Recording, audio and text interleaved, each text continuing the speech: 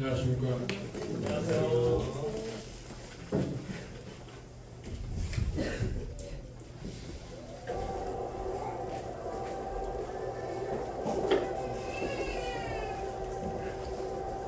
고린도후서 5장 말씀 보겠습니다. 고린도후서 5장 8절, 9절, 10절, 11절까지 함께 읽겠습니다. 고린도후서 5장 8절부터 11절까지 찾았으면 함께 읽겠습니다. 시작.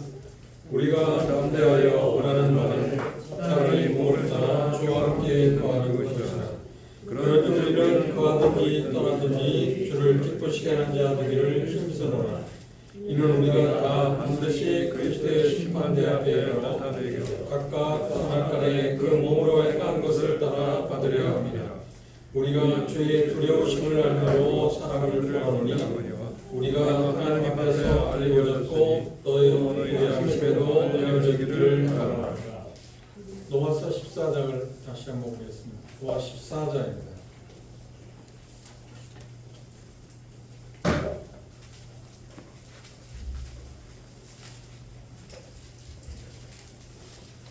(10절) 12절까지 10절에서 12절까지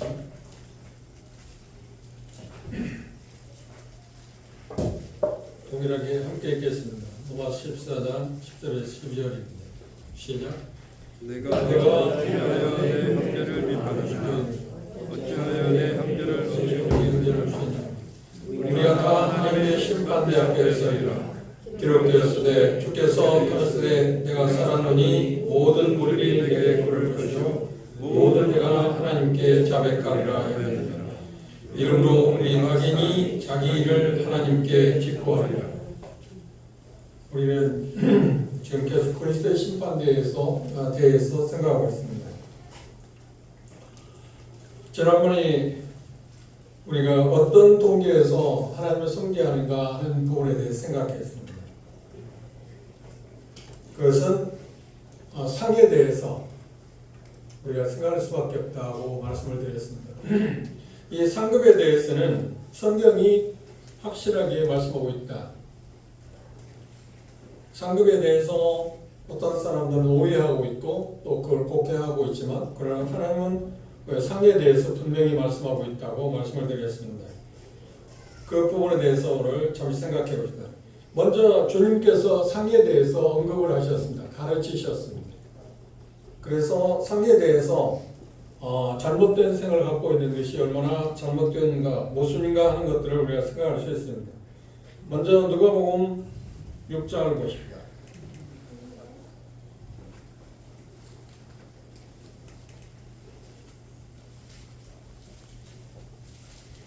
누가복음 6장 22절 23절에 보시면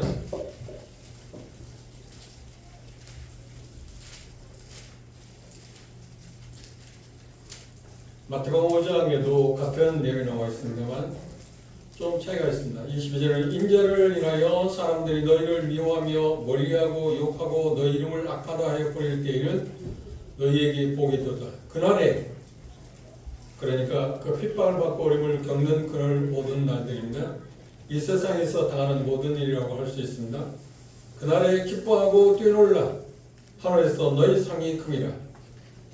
저희 조상들이 선지자를 이와 같이 했다 그랬습니다. 하늘에서 너희 상이 크다. 상에 대해서 언급을 했습니다. 그 외에도 여러 차례 상에 대해서 예수님께서 직접 말씀하신 일이 있습니다.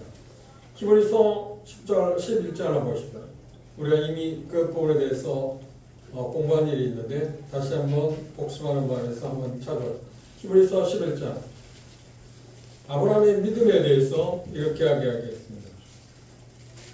히브리서 11장 10절 말씀입니다.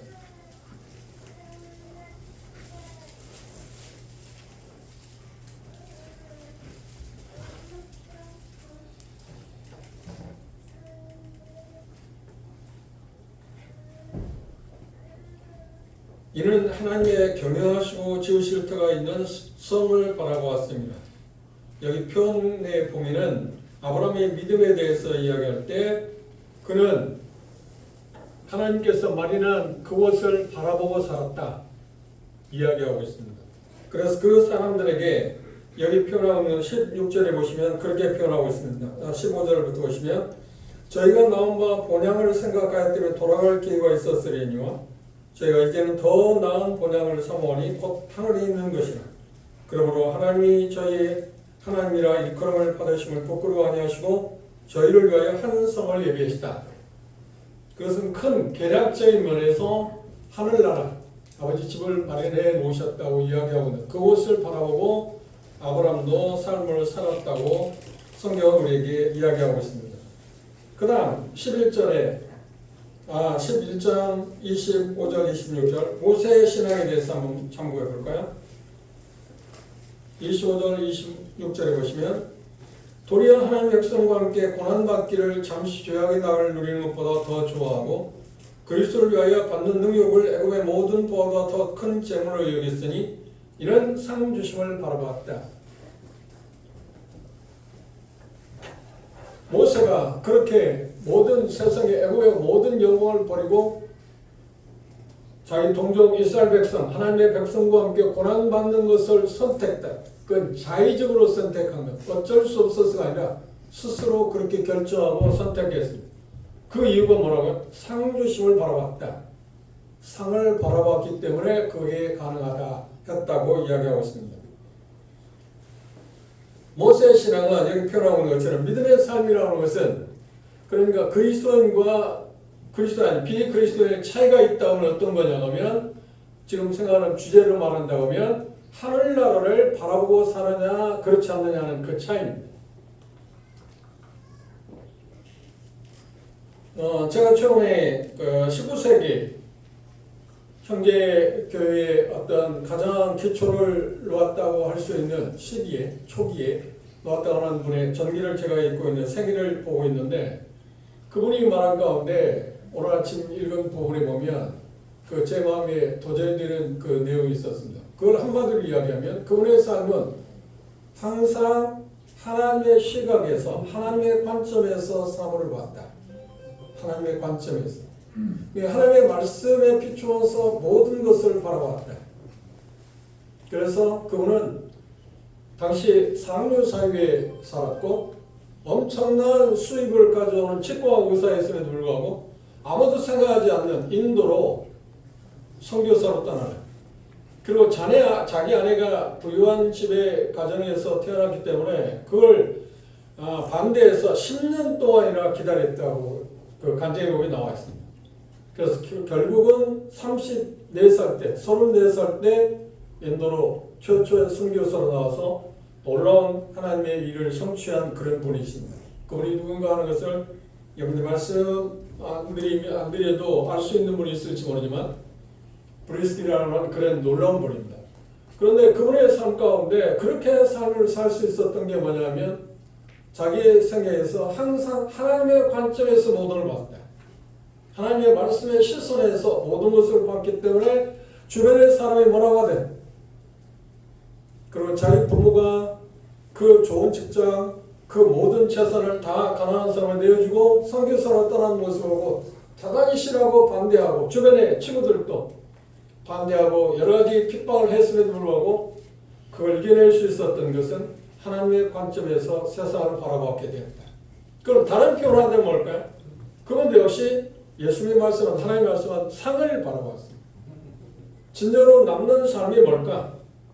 인생을 한 번 살게 되어 있는데 한 번 인생의 삶을 한 번 기회 줬는데 그 삶에서 어떻게 사는 것이 진정한 삶일까?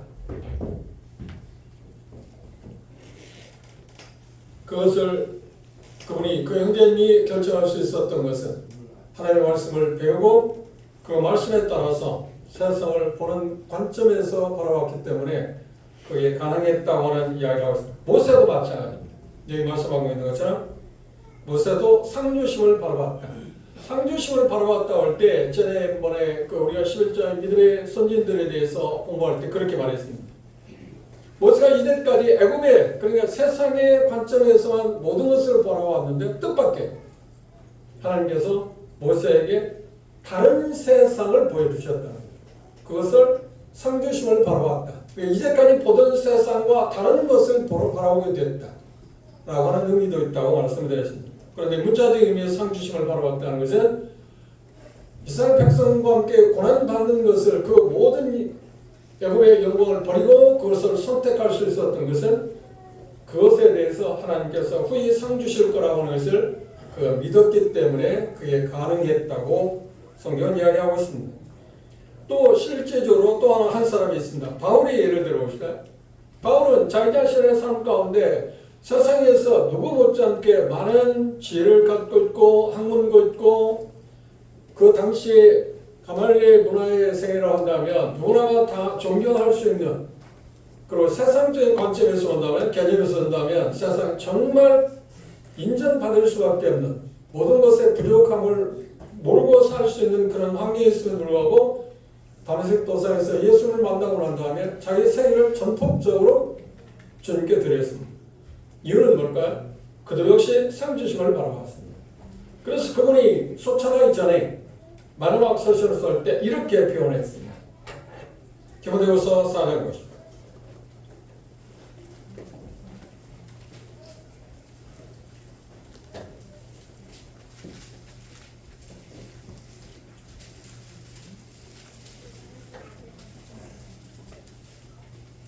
디모데후서 4장 5절에 보면 그러나 너는 모든 일에 근신하며 고난을 받으며 전도일을 하며 내 직무를 다하라. 간주와 같이 벌써 내가 도움이 되고 나의 떠날 기약이 가까웠다. 내가 선한 싸움을 싸우고 나의 달려갈 길을 마치고 믿음을 지켰으니 이제후로는 달을 주목하십시오. 나를 위하여 의의 멸관이 예비되었으므로 곧 의로우신 재판장이 그날에 내게 주실 것이니 내게만 아니라 주의 나타나심을 사모한 모든 자들이라.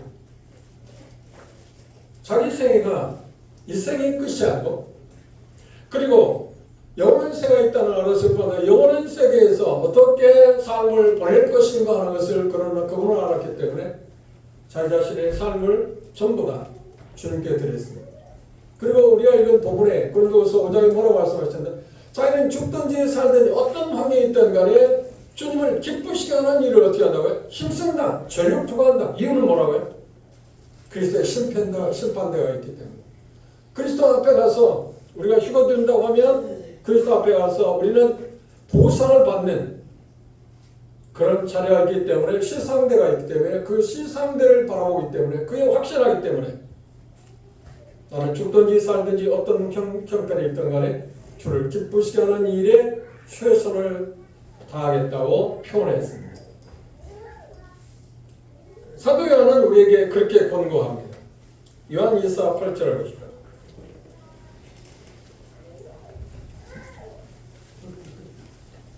요한 2서 8절에 보시면 너희는 너희를 삼가 우리의 일한 것을 잃지 말고 오직 온전한 상을 얻어라. 상을 얻기 위해서 달려갈 것에 대해서 언급을 했습니다. 계시록 3장에 보시면 11절입니다.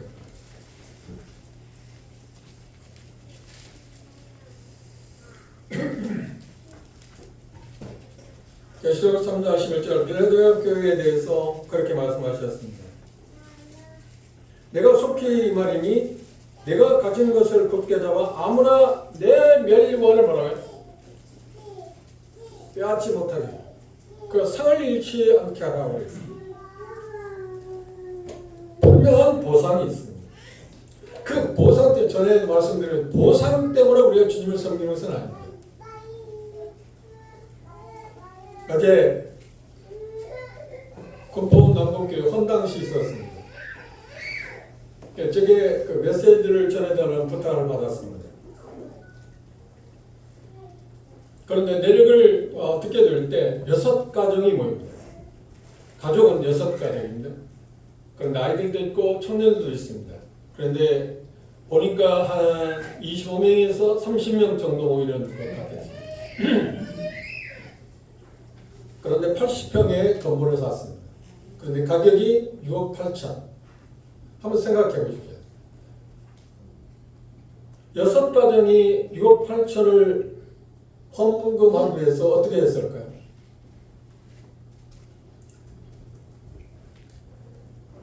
주님께 그 형제 자매들이 제물을 드릴 때 어떤 마음에서 제물을 드렸을까요? 저는 그렇게 말씀드렸습니다. 하나님 앞에 모든 것을 갖고 계시는 그분에게 우리 하나님께서 우리 주신 것의 일부분을 드릴 수 있다는 것처럼 큰 은혜가 됩니다. 그건 어떤 면에서 영광이잖아요. 그런데 한편으로 생각하면 그건 은혜입니다. 우리는 은혜에 대해서 한 면만 생각하십시오. 하나님께서 우리에게 주시는 것, 그러니까 직접 주시는 것, 은혜란 그 단어 말대로 문자적인 의미에서 받을 자격이 없는 자에게 하나님 주시는 호의, 부하게 베풀으신 호의가 은혜라는 뜻입니다. 그런데 하나님께서 우리에게 주신 것을 갖고 하나님께 다시 되돌려 줄 수 있다는 것은 성경에서 보면 고린도후서 특별히 구제하는 문제에 대해서 언급할 때 그게 은혜라고 말했습니다. 그게 은혜다.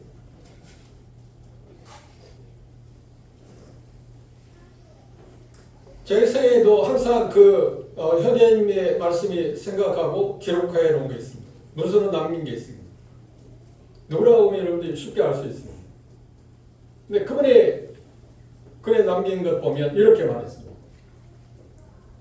우리가 이 세상을 살아가면서 남의 것을 빌려 쓰고 있는데 남의 것을 빌려 쓰다 보면 오래 사용하다 보면 어떻게 생각한다고요? 그 형제는 그렇게 말해요. 자기 것으로 생각한다. 착각한다. 그걸 되돌려줄 생각을 안 한다. 그 한손 형제님의 말씀입니다. 그래서 항상 되돌려줄 준비를 하고 살아야 돼. 우리는 빌려 쓰고 있는 사람들 아닌가요? 그런데 참 의미 있는 것은 하나님이 우리에게 주시는 것을 하나님께 되돌려줄 때 그것에 대해서 어떻게 하냐면 당연한 일 아닌가요? 당연한 일인데 그걸 보상해 주시겠다. 그 얼마나 놀라운 하나님입니까? 하나님을 우리는 오해하면 안 됩니다. 그러면 뭐가 부족해서 우리 요구하는 건 아니잖아요. 뭐 하기 위해서인가요? 되돌려주기 위한 거예요. 되돌려주기. 그것도 어떻게? 더 많이 부풀려서 여러분 잘 기억하겠습니다. 오병이어의 기적이 나타났던 요한복음 5장에 보시면 그 내용이 구체적으로 나와 있습니다. 다른 복음서에 사복음서에 다 기록되어 있지만 요한복음에서는 더 그걸 구체적으로 나와 있습니다. 그런데 오병이어의 떡 5개하고 물고기 2마리에 가장 기본적인 것을 누가 주님께 드렸나요? 어린아이가 갖고 있는 것을 드렸습니다. 그러니까 물론 안드레가 그걸 그 아이한테 갖고 있는 아이한테 그걸 갖고 얻어서 예수님에게 드렸습니다. 그래서 5,000명이 먹고 남게 했습니다. 그럼 주님께서 5,000명이 모였는데 그거 없이도 못하시는 거예요? 아니요. 그러면 창조주이시기 때문에 무에서 이를 창조하신 분 아닌가? 말씀하시면 되는 게 아닌가요? 그런데 왜 그 어린아이의 점심 도시락 가난한 아이 사람이 먹는 그 작은 분량의 오병이어를 떡 5개 물고기 2마리를 필요로 했을까요? 어떤 면에서 보면 마치 주일학교 때 그런 이야기를 하는 걸 봤습니다. 선생님이 떡을 하나 달라고 해서 이리 빼먹고 저리 이쪽 잘라먹고 저쪽 잘라먹고 나중에는 그러니까 그 아이가 울면서 왜 내 빵을 계속 잘라먹냐고 그러니까 뭐 하기 위해서냐면 선생님은 별을 만들어줘요. 별을 만들어. 별에 대해서 묘사하기 위해서. 근데 아이는 왜 그랬을까요? 꿀떡 삼킬 줄 알아요. 하나님께서 우리에게 요구하는 것을 들을 때마다 우리는 꿀떡 삼킬 거라고 생각합니다. 아니요. 오병이어 기적에서 우리에게 분명히 암시하고는 보여주는 건 뭘까요? 더 부풀려 주기 위해서. 더 많은 사람을 유익하기 위해서. 한번 생각해요. 저는 그 본문을 생각할 때 이런 생각을 해요. 그 아이가 틀림없이 남은 것을 갖고 갔을 겁니다. 그 아이에게 그 점심 도시락을 싸준 건 누굴까요? 어머니겠죠. 아버지가 했을 거라고는 제가 생각하지 않습니다. 당시 문화가 그러니까. 그리고 그 아이는 어머니에게 자기 집에 돌아가서 그걸 내놓으면 뭐라 할까요? 엄마가 그랬을 겁니다. 왜 그걸 가장 적은 건데 왜 먹지 않고 그걸 가져왔느냐? 그럼 뭔가요? 엄마 보십시오. 이건 엄마가 싸준 게 아니야. 예수님이 내가 준 500녀를 드렸을 때 그것 갖고 5,000명을 모이고 남은 것의 일부를 내가 지금 가지고 왔다. 그 아이가 그 현장에서 그걸 봤을 때 얼마나 감격스러웠을까요? 내 가장 작은 것을 예수님이 사용해서 수많은 사람을 배불리었다. 이것이 하나님입니다. 우리가 작은 것, 참 작은 것이라도 하나님께서 어떻게 뭐라고 하세요? 잊지 않겠다 말씀.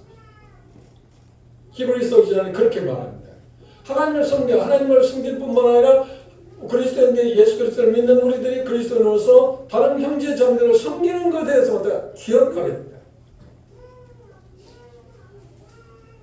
전에도 그런 말씀을 드렸습니다. 한번 다시 한번 보실까요? 말라기서 3장을 보십시오.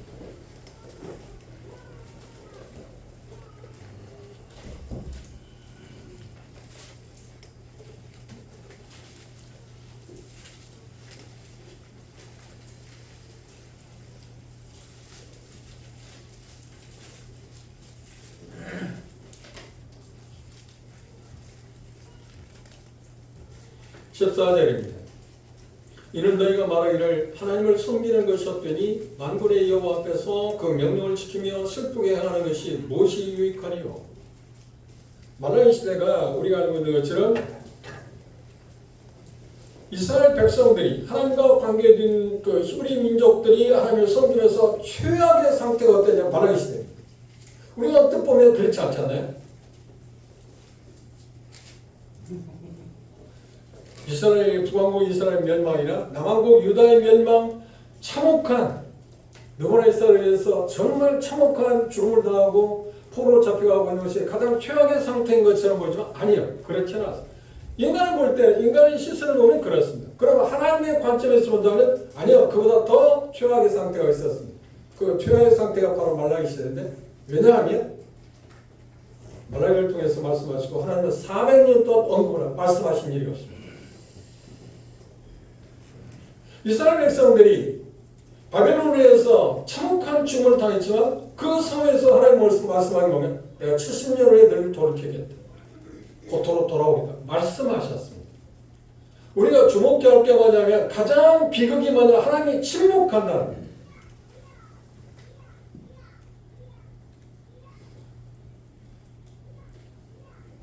그거 전부라고 생각하지는 않습니다. 그런데 어떤 분이 어느 지역교회 가서 메시지를 전하면서 그렇게 표현했다. 구원받은 형제 자매들이 삶을 살아가면서 잘못하고 있는데, 탈선하고 있는데 아무런 징계가 없다고 하면 그런 사생하다. 히브리서 12장에 있는 말씀처럼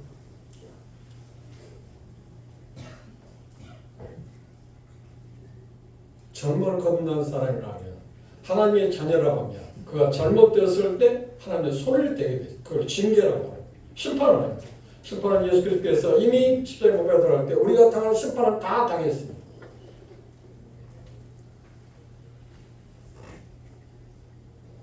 그런데 이 말라기 시대가 그렇게 참혹했던 이유가 뭐냐. 그들은 어떤 생각을 했다가 하나님을 섬기는 것이 의미가 없어. 하나님을 섬기는데 뭐가. 그런데 그 배경을 보고 어떤 거냐. 그들이 회복했습니다.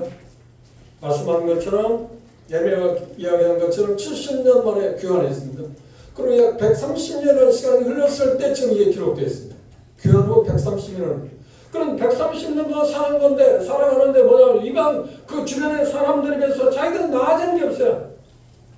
하나님은 번성할 거라고 말씀하시는 것 같은데 자기들이 하나님 말씀에 대해 순종하고 복종한 것은 전혀 생각하지 않고 자기들이 하는 일을 생각하지 않고 하나님께서 그들을 복을 주실 거라고 생각만 했어요. 그런데 그러지 못한 거예요. 그러니까 불의가 어떤 줄을 흘러가는 거야? 아, 하나님을 섬기는 게 헛되다. 이거 표현한 거야. 그런 배경. 그런데 하나님을 섬기는 게 어떨까요? 여러분 마음까지 그런 생각을 한 적이 없나요? 내가 하나님을 위해서 열심히 뭔가 했는데 내게 돌아온 건 뭔가요? 오히려 뭐 여러 가지 어려움들이 닥치지 않나요? 근데 우리의 생각이 어떤 생각을 할 거냐? 우리는 여전히 구원받은 사람임에 불구하고 기복신앙이 있어요. 번영신앙이 자리 잡고 있어요. 뭔가 우리는 잘하면 뭔가 모든 게 잘 될 거고, 뭔가 부족한 거, 그리고 부정적인 게 있으면 뭔가 우리가 잘못했다고 생각을 합니다.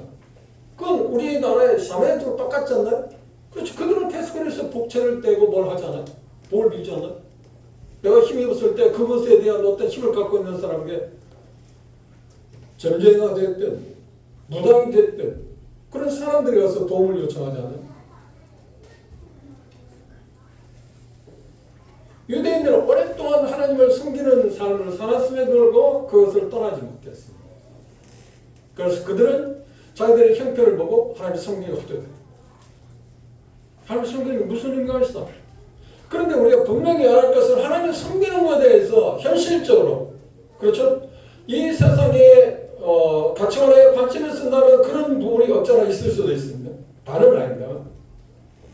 그런데 분명한 건 뭔가요? 바울사는 그렇게 말했어요. 이후로는 내가 이 땅에 사는 가운데 그렇게 인간적인 관점에서 본다면 형편없고 정말 초라하고 육체적으로도 어떤가요? 다 만시장했던 거 아닙니까? 성한 놈이 없을 거예요. 성한 데가 고난의 인적 때문에 그리고 최후에 싸늘한 감옥에서 추위를 견디고 있습니다. 그리고 불과 몇 개월 후에 그는 참수형을 당한 것입니다. 그런데 그 평생 동안 주님을 섬겼을 때 그 주인을 향해서 바울사도는 뭐라고 한다? 다만의 원망이 없습니다. 왜? 이게 끝이 아니고 다음 생 이후로는 지금이 아니고 다음 세상. 그리스도인의 가장 큰 소망이 그게 아니에요. 그래서 베드로는 그걸 복된 소망이라고 우리에게 말하고 있습니다. 우리의 소망이 희박해지면 우리 하나님을 섬기는 일에 대해서 잘못합니다. 한번 생각해 보십시오. 그런데 이들이 이렇게 하나님을 섬기는 게 무슨 소용이 있겠냐 말하는 사람은 지금 이스라엘 인도자들, 지도자들, 백성들만 아니라 지도자들. 그런데 그렇게만 생각하는 사람이 있었는가? 아니요. 다음 말씀을 보시면 이렇게 변했습니다.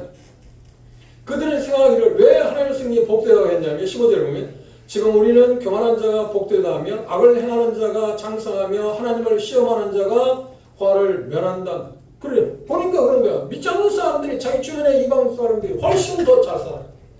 자기들은 뭔가 하나님을 섬기는데 돌아오는 게 없어요. 그러니까 어떻게 생각해요? 아, 그냥 이방 신을 섬기면 좋지. 하나님 섬기면 무슨 의미가 있어? 돌아오는 게 하나도 없는데. 그런데 그런 분위기에 경건한 사람들이 있었습니다. 소수의 사람들. 그들은 그렇게 말합니다. 16절로 그때 여호와를 경외하는 자들이 피차에 말하며 여호와께서 그것을 분명히 들으시고 정반대의 생각을 갖고 그걸 표현했습니다. 여호와를 경외하는 자와 그 이름을 존중히 생각하는 자를 위하여 여호와 앞에 있는 기념책에 그것을 기념책은 그들의 행한 것들을 여기 본문에 말씀한 대로 선악간에 행한 것을 따라 받게 한다고 하는 표현 같은 거예요. 그들의 한 것을 기록하겠다. 그리고 뭐라고 약속한가요? 그 다음 말씀을 계속 보시면 만군의 여호와 이르노라 내가 나의 정한 날에 그들로 나의 특별한 소유를 삼을 것이요. 그 때가 그걸 정한 날이라고 표현했습니다. 또 사람이 자기를 섬기는 아들 아낌같이 내가 그들을 아낄 것이고 그때 너희가 돌아와서 의인과 악인이며 하나님을 섬기는 자와 섬기지 아니하는 자들 뭐래요? 그래서 분간할 거다. 끝이야. 끝이야. 우리가 주목할 게 미래를 바라보고 가야 돼. 그러고서는 형제가 삶을 산 것처럼 우리는 어떤 것에 어떤 상황이든 하나님의 관점에서 볼 줄 알아야 돼. 그 신앙이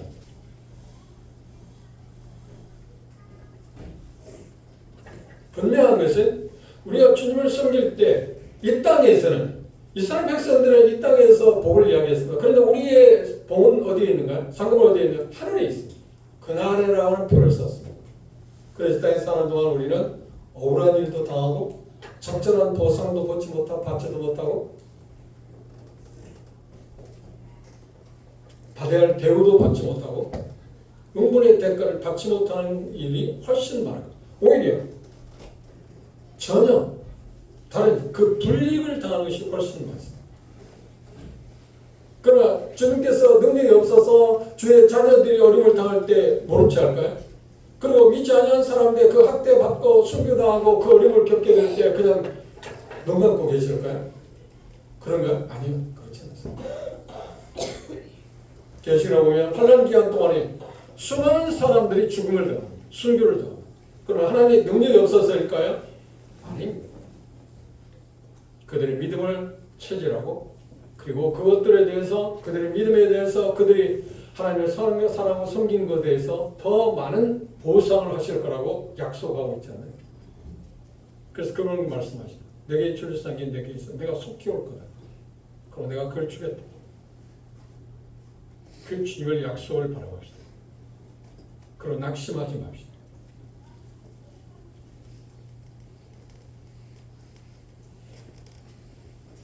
그래서 요한 사도는 그렇게 말합니다. 우리의 일한 것을 잃지 않고 해라. 그리고 필라델피아 성도들이 그렇게 말합니다. 내 멸류관을 그런 상급을 잃지 않게 하라. 성경에 보면 멸관의 총회가 5가지 나와 있습니다. 다 찾아볼 수는 없습니다. 생명의 멸관이라는 게 있고 의의 멸관도 있습니다. 썩지 않을 멸관도 있습니다. 영광의 멸관도 있습니다. 기쁨의 멸관도 있습니다.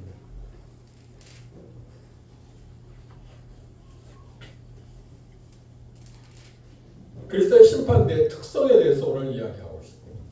심판대라고 하는 말은 지난 시간에 잠시 언급을 했습니다만 표현하기 위해서 그 말이 무슨 말인가를 표현하기 위해서 사용합니다. 제가 대단히 싫어하는 것들인데 그래도 이 표현하기 위해서 어쩔 수 없이 표현합니다. 원문에 보면 이 말을 말하는 배만한 말을 썼습니다. 심판대. 이 말은 어떻게 파생되었냐면 로마의 장군들이 전성을 거두면 시자 앞에 황제가 수많은 계단 층층이 있는 곳에 시상대 갔습니다. 그곳에 올라가서 보상을 받습니다. 특히 여러분들이 이 연말이 되면 자주 방영하고 있는 배너의 영화를 보면 그 장면이 나와 있어요. 기억하실지 모르겠어요. 그 자리를 말합니다. 황제가 개선 장군에게 전공을 취하고 보상하는 자리, 그걸 심판대란 말이에요. 그러니까 우리가 생각하는 단어가 전혀 의미가 다르죠. 그러니까 정확히 말하면 그렇게 우리가 이해하시면 됩니다. 여러분 성경에도 그렇게 써놓으시면 도움이 될 겁니다. 그리스도의 심판대가 아니라 그리스도의 심판대, 그리스도의 시상대. 그렇죠?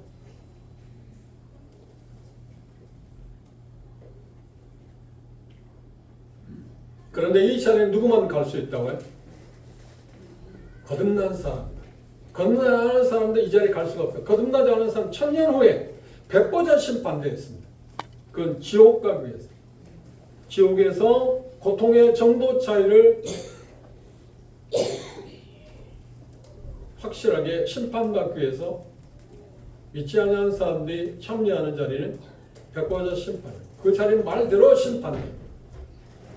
그러나 그리스도인들은 예수 그리스도에서 오시게 되면 공중에서 우리는 그분을 만나자마자 그리스도의 심판대, 다시 말하면 시상대에 우리는 임하게 됩니다.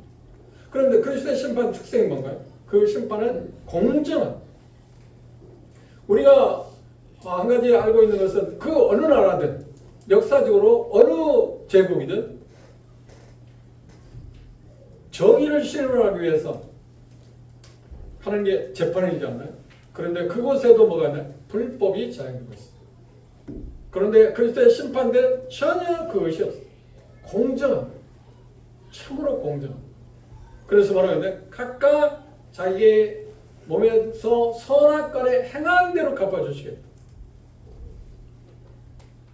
그래서 이 세상에 살면서 우리는 형제자매 관계에서 교회생활 가운데 억울한 일도 당하고 슬픈 일, 말 못할 일도 당할지 모릅니다. 그런 일들이 있지 않나요? 그런데 그곳에 가면 그 모든 것이 다 밝혀질 거라는 거예요.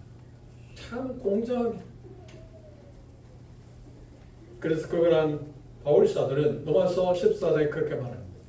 형제들에서 평론하지 마라.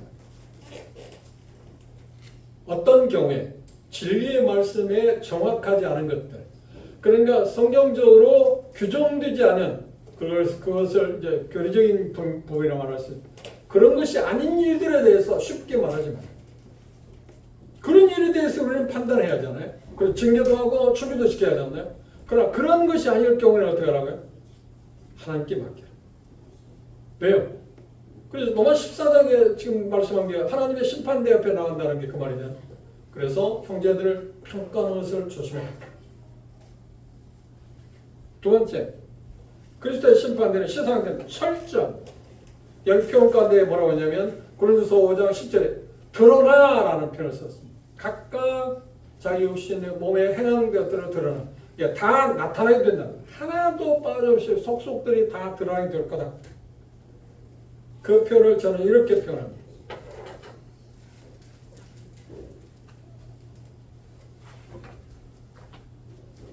자, 호주에 이렇게 이게 드러난다.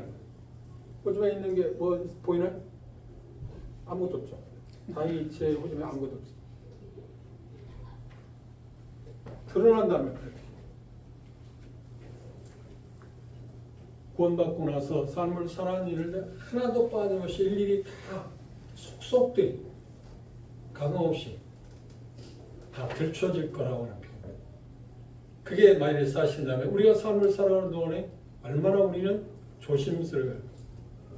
그리고 우리는 어쩔 수 없이 드러날 때 드러나서는 안 되고 있다고 하는 그런 일들을 하지 않나요? 그렇죠. 부끄러운 일입니다. 그런데 그 문제를 어떻게 해결한 거예요? 그렇죠. 하나님께서 우리에게 주신 은혜의 수단대로 회개나 자백하면 어떻게 해요? 깨끗이 없어져요. 우리가 우리의 죄를 자백하면, 우리가 우리의 죄들에 대해서 우리가 스스로 심판하면 우리는 하나님도 징계를 받지 않습니다. 그리고 고린도 11장 말씀하니까요. 그런데 고린도 교회 성도들이 심판을 받는 그 징계를 받았는데 약한 자도 건강의 문제도 있고 심지어 잠자는 자도 있었다. 징계받았습니다. 왜 그랬을까요? 그들은 회개하거나 자백하지 않았습니다.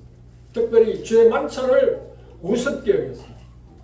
그래서 그 죄 때문에 그들은 그런 일들을 당했습니다. 그런데 그런 일을 당하지 않기 위해서 말해요. 그 죄들이 생각날 때 빨리 내가 스스로 심판하는. 심판은 뭐예요? 우리가 뭔가 공로를 쌓아서 그걸 상쇄시킨다, 보상한다 그런 뜻이 아닙니다. 회개나 자백을 통해서. 요한일서 1장 9절에 있잖아요. 우리가 만일 우리가 죄를 범한 것을 기억날 때마다 우리가 그것을 하나님께 가지고 자백하면 미쁘고 의로우사 하나님이 미쁘시고 의로우신 분이기 때문에 우리 죄를 깨끗게 했다고요? 하실 거라고 했어요. 현재 그건 자백과 관련된 것입니다. 우리가 구원받은 이후에 구원받기 전에 구원받고 나서 모든 죄가 용서받았습니다. 그런데 구원받고 나서 죄를 지었을 때 그 죄들에 대해서 그 사귐의 문제가 있습니다. 관계 문제 있는 것은 아닙니다. 이미 구원받으면 하나님과 관계는 훼손되지 않습니다. 그러나 사귐의 문제는 있지 않나요? 사귐의 문제가 있을 때 죄라고 하는 것이 사귐의 문제를 가져올 때마다 우리는 자백하거나 회개하게 되면 여전히 사귐의 문제를 제거할 수 있습니다. 그러나 여전히 또 어떤 경우인가요? 징계를 피할 수 있습니다. 교회에서 그렇지 않나요? 어떤 현장인데 범죄했을 때 징계를 내립니다. 그렇죠? 그런데 그거 회개가 어떤 거예요? 돌이킴이 어떤 거예요? 그렇죠. 회복시켜주지 않나요? 하나님께서 우리에게 주신 은혜의 수단을 우리는 어쩔 수 없이 사용할 수밖에 없습니다. 왜요? 우리가 육신이 있기 때문에 그렇습니다. 그리고 이 심판은 철저한 심판입니다. 말씀드린 것처럼 드러난다고 그랬어요. 네 번째가 뭐냐면 이 심판은 편견이 없습니다. 이렇게 봐주고 저렇게 봐주는 게 없습니다. 이 세상에 법정에서처럼 자기 힘이 있다고 죄가 있는 사람인데 무죄로 그리고 뭐 대통령 특사로 인해서 2년형을 받았는데 6개월도 다 되지 않아서 복권되는 그런 현상은 없을 것입니다. 그건 세상이고. 그리고 다섯 번째 노아 14장 10절에 11절에 말하면 개인적이다. 각각 개인이 만든 가족적이 아닙니다. 개인적이다. 그랬어요. 우리 각자는 개인적으로 우리가 한 일에 대해서 뭐라고 해요? 직고한다. 직고한다는 말은 뭐예요? 도구한다. 그러니까 이 직고한다는 말은 무슨 말이냐면 마치 어떤 장사하게 될 때 그리고 가정에서 혹시 여러분들이 그걸 하시는데 제 안에 지금까지 계속해서 가계부를 씁니다. 회사 경영하는 분들이 어떤 것을 할 때 가계부를 회계장부를 쓰지 않나요? 그 회개 장부를 지불한다, 그 제출한다는 게 직구한다는 뜻입니다. 우리가 사람 살면서 그분이 말씀하지 않아도 우리가 그걸 다 각각 뭐라고 해요? 직구할 거다, 말하게 될 거다.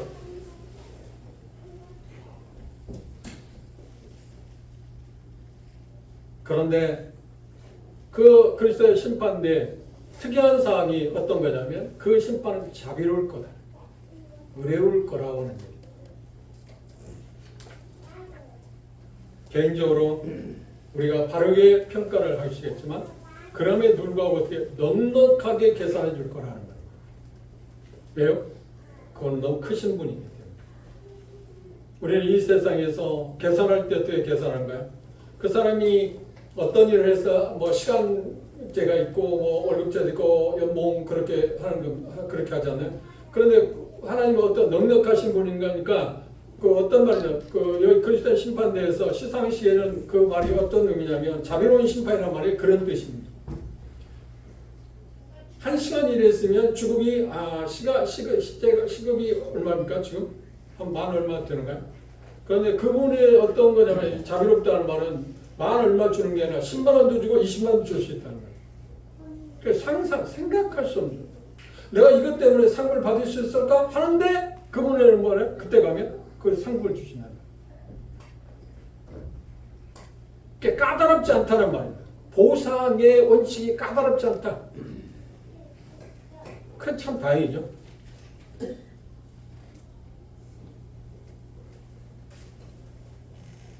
왜냐하면 그분은 자비로우신 분이기 때문에 그렇습니다. 그때 믿는 그리스도인들에게 어떤 형제 자매들에게 어떻게 살아왔던가 그 형제 자매들에게 화를 내시지는 않을 겁니다. 왜?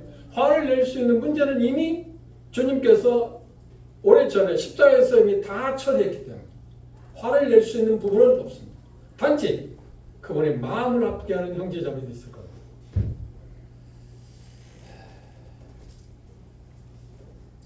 그분이 피 흘려서 죄값을 지불하고 그곳에 오게 했는데 삶을 살면서 자기 생각대로 하나님의 관점에서 세상을 보지 않고 하나님의 말씀에 대해서 생각지 않냐고 자기 마음대로 살아가는 삶을 산 형제자매들 볼 때 그분이 마음이 어떨까요? 마치 부모들이 자식을 키울 때 자녀들이 비틀어지는 것 같을 때 부모의 마음이 아프다. 그렇다고 해서 그 자식의 개념에서 버릴 수는 없잖아요. 그걸 우리는 뭐라고 그래요? 천륜이라고 하잖아요. 그런데 하나님의 자녀들과 관계는 그것을 훨씬 뛰어넘는 거예요. 그 어떤 것도 해를 끼칠 수는 없습니다. 단지 그분을 마음을 아프게 할 거라고 하는 거죠. 그럼 생각해 보시죠. 결론적으로 우리가 그분 오늘 지금 주님 오시는 우리는 휴거될 것입니다. 그러면 그때 휴거돼서 주님을 만나게 되면 이 시상대 가서 여러분들 주님으로부터 받을 수 있는 게 뭐가 있다고 생각하십니까? 그런데 낙심하지 마시고 생각보다 많이 받을 수 있을 겁니다. 왜요? 자비로운 분이라고 그랬잖아요. 자비로운. 그런데 분명한 것은 내가 생각하지 않는 예상치 못한 일이 있을 거라고. 그래서 오늘부터라도 다시 한번 오늘부터 시작. 그리고 어떤 분은 그렇게 말했습니다. 청교도 가운데 혁혁한 공을 세우신 분인데 그건 어떤 표현이냐고 그래서 역사적으로 참다운 그리스도의 참 좋은 그러니까 아름다운 간증을 남기는 모든 그리스도의 특징이 뭘까 하고 조사해 봤는데 딱 이렇게 표현했어요. 그게 뭐라고 생각하십니까? 그건 그렇게 말했어요. 매일 오늘의 삶이 시작이다고 생각하고 사는 사람입니다. 오늘이 시작이다. 매일 그렇게 사는 사람입니다. 그래서 그들은 성공적인 삶을 살았다. 맞지 않나? 지나간 건 묻지 맙시다. 오늘부터 우리 마음을 다시 기울입시다. 그리스도의 시상대를 바라보고 하나님의 관점에서 세상을 바라봅시다. 세상의 가치관에서 관점에서 세상을 바라보지 말고 나를 바라보거나 다른 인재들을 바라보지 말고 하나님의 관점에서 하나님의 말씀의 관점에서 세상 그리고 그 지혜를 달라고 합시다. 그리고 그 지혜에 맞게 우리가 삶을 살아갑시다. 다시 강조합니다. 말씀드립니다. 미래를 보고 삽시다. 이날 후로, 이후로는 그날을 바라보시다. 우리가 살고 있는 오늘이 전부가 아니다. 그렇죠? 그걸 믿으시죠? 그날을 바라보면서 전진해 갑시다. 기도하겠습니다.